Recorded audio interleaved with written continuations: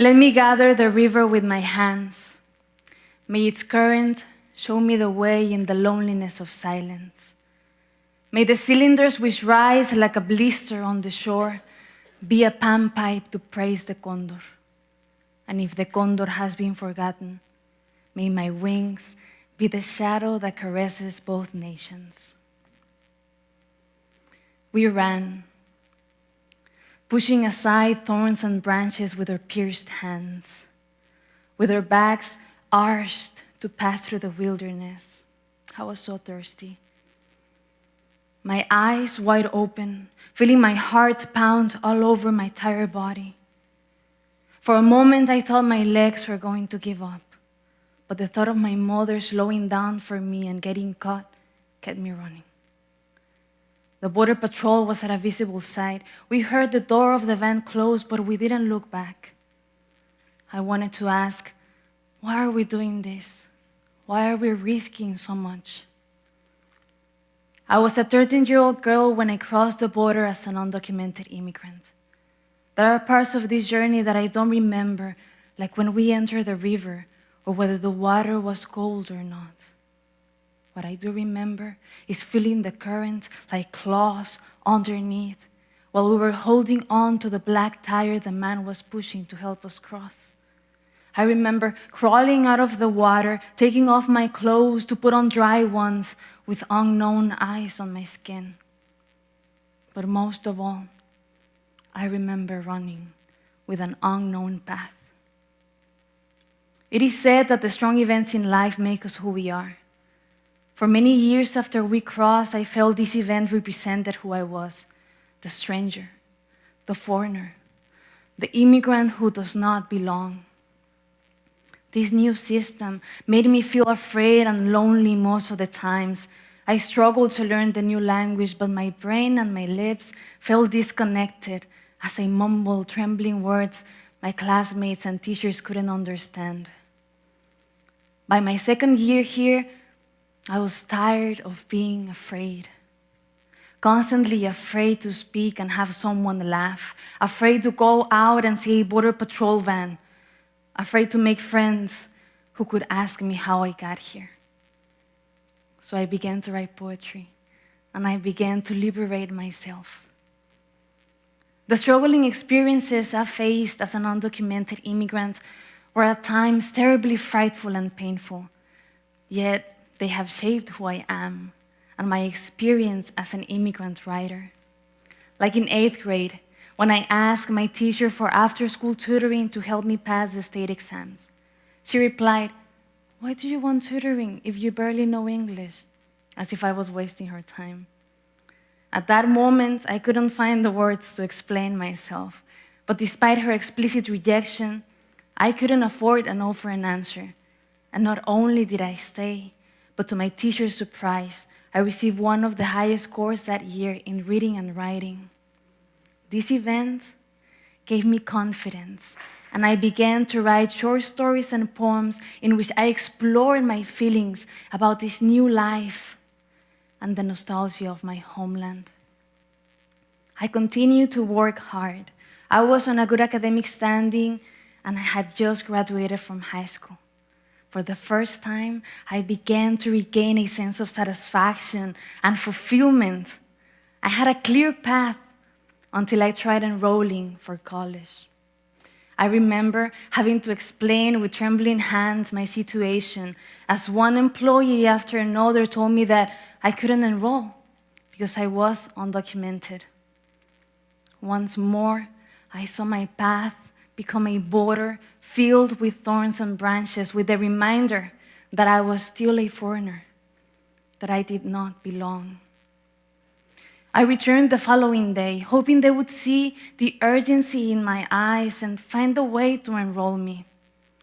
One secretary made a call that day, and it changed my life. I was accepted into college. This event marked me as a writer as I began publishing my poetry in local and international magazines.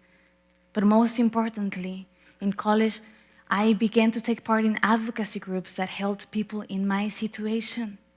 I began to take an active role in a society where I had been invisible by developing a program in which we would go to high schools to promote education, regardless of a legal status. This was my way of finding a purpose. And I discovered that we define who we are with our actions and not with a label. After years of hard work, I finished my master's degree. Yet the dream of becoming a university professor wanted me to continue. And I applied for the PhD in linguistics at the University of Houston, and I received the marvelous news that I had been accepted. This was bittersweet, as I was also notified that I had to take 2 classes at the Houston campus. I explained to my program advisor that I couldn't fulfill the requirements because I couldn't cross the Fafurrias checkpoint because I was undocumented. I explained that in South Texas, we have the Mexican border to the south, but we also have a border of checkpoints 69 miles north, preventing people in my situation to go anywhere else besides South Texas. He replied, "Study hard. We don't need to worry about that now." And I did. I invested my heart and soul to my studies. But all this work seemed in vain. I was not able to work as a professional, and I would ease these feelings of confusion and frustration through my poetry, a place where I have always been free. Just when I was about to lose all hope, on June 2012, President Obama passed Deferred Action for Childhood Arrivals, a law that eliminated my constant fear of being deported and allowed me to work. That same year, I began teaching at the university, and I am now a doctoral candidate. As I go back, thank you.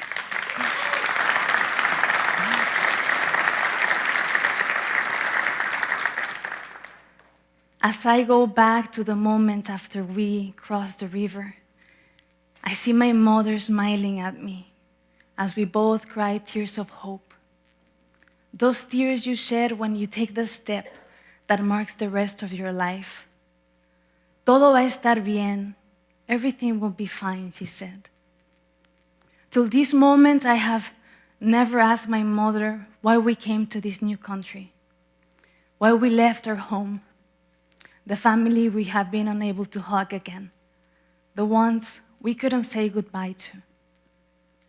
Perhaps I haven't asked her because the answer is embedded in her sacrifice, and it needs no further explanation. I have shared my story through my poetry, and I have learned that I am not alone, because we're all immigrants in a way. We are immigrants when we decide to cross the threshold to follow our dreams, to fulfill our destiny despite our situation. We are immigrants in the unknown territory of what lies ahead, breaking our literal and our metaphorical borders. And at times, we might feel the abandonment and hate from those who don't understand our journey. But we are all immigrants, overcoming obstacles and deciding to reinvent ourselves in a new world. And just like me, you've also felt the uncertainty of your path, with your heart throbbing in your hands as you run away from imposed limits, pushing aside fears. When you're wondering if your body will give up as you prepare to break through, please allow your heart to remember that as long as you have a dream, everything will be just fine. Todo va a estar bien. Gracias.